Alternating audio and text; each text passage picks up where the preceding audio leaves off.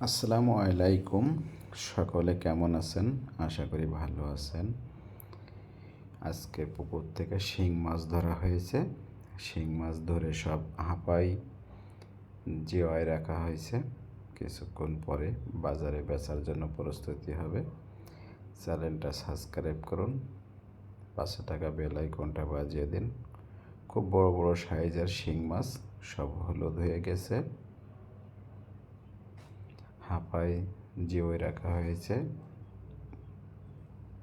মাছগুলো সেই লেভেলে নড়াচড়া করতেছে, জ্যান্ত মাছ।